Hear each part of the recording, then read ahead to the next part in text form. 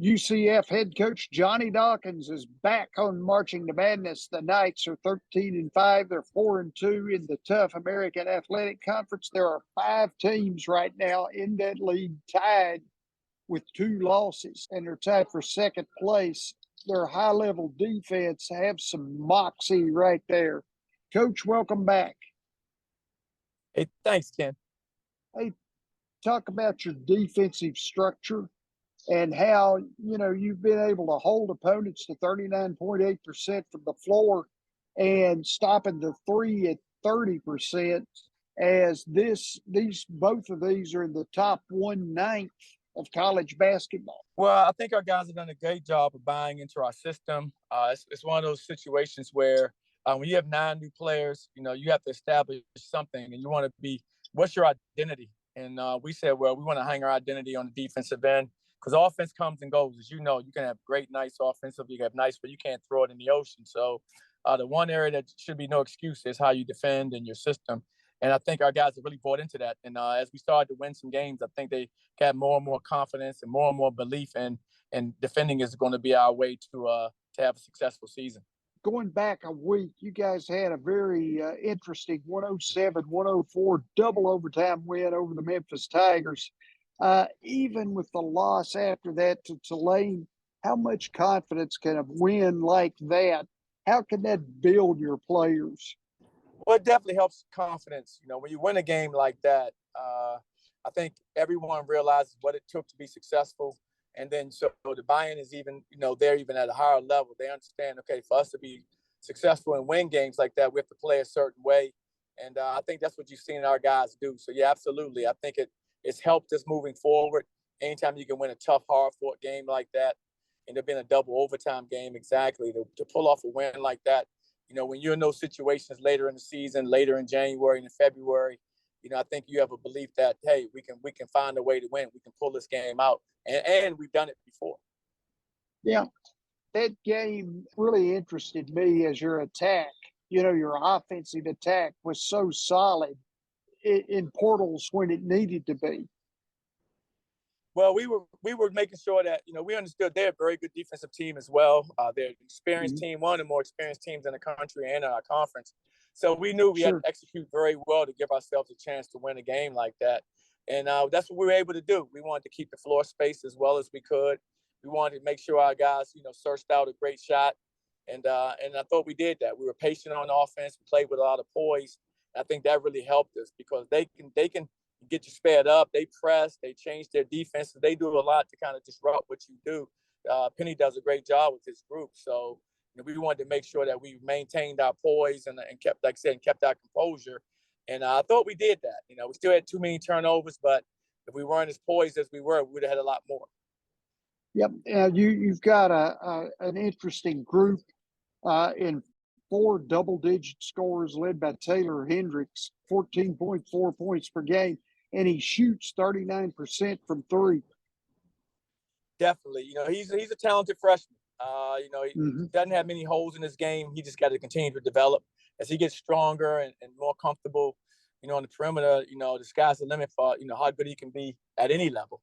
So for us, it's more or less just trying to make sure we utilize his strengths, knowing that he's a versatile big man. He's 6'9", with his shoes off, 7'2" wingspan. So you can play him at the 4, you can play him at the 5. So a lot of times with his versatility, it provides him with somewhat of a mismatch out there on the floor. And that's what we try to, play off of, understanding that, he can be put in a lot of different situations, which can be kind of awkward or can distort the defense that we're going against. Ethiel Horton works well inside as he leads you guys in field goal attempts. He's also shown to be a solid 3-point threat as he averages a team high in made threes at 2.2 per game and a team high in attempts at 6.4 attempts. No, he's a very good shooter, and he's a capable scorer, as you've seen. And when he gets going, he's hard to defend. And so he's a player for us that, we count on his offense. He's our shooting guard, which we tend to punish and knock down shots from the perimeter. And we thought he'd fit our system very well. And he has. He's been very good for us. And he's been good for us on both ends of the floor. Defensively, he's guarded well for us. And offensively, he brings an edge to the game where he's such a confident player that he's never met a shot he doesn't like, and I like that about a player that's a scorer. I don't want him to have a long memory. I like guys who have short memories, and he has a short memory. Yeah, C.J. Kelly and Darius Johnson are two double-figure scorers, but they also are your top two assist leaders. Talk about how you use each one as a playmaker and then how they are different in that manner. Well, both of those guys are facilitators and scorers for us. They have a unique role. They have to find that balance between, making guys better and finding, opportunities for themselves. And they're finding that balance. I think C.J. Kelly, because he's only been with us this season, his adjustment's been a little more difficult than Darius Johnson, who's been with me now. It's his second year, so he kind of understands what we want. Yeah, they both are facilitators. Both C.J. Kelly and Darius Johnson are facilitators as well as scorers for us. Both of those guys are facilitators as well as scorers. They both are guys that we rely on to make guys better. They have to have a balance in what they do for our team. Credit, they both have been able to do that. They both have shoot the basketball. They're defining players on our team, and that's what we need them to do. So, and so they're both, like I said, are two guys that understand that. Darius Johnson understands it a little better because I've had him with me, in the previous year. C.J. Kelly is learning our system and learning what my expectations are, but he's done a great job of fitting in and finding his opportunities as well as helping our team, become better with it. I was going to ask you to talk about how you emphasize the offensive glass because the Knights average 12.8 offensive rebounds, and that's 24th in college basketball. Well, we want to make sure that, we search out really good shots, and we want to make sure that we have a chance to rebound those shots. So I think it starts with our shot selection, which gives us a chance to offensive rebound the ball. So, I think it goes there. And as our guys, take better shots, I think the more opportunities we have to rebound those shots. And that's kind of been a philosophy we've had. And I think our guys have embraced that, which has helped us. We have a number of guys who have some good instincts, and they can make plays on basketballs when they go up. But the main thing is the mindset of our team. And it's kind of a team goal of ours is to make sure that we attempt to go rebound the ball as much as we possibly can. Is that the same philosophy that you have with finding the three? Because, you shoot the three ball at 36%, and you have four players who average from 4 to 6.5 3-point attempts per game.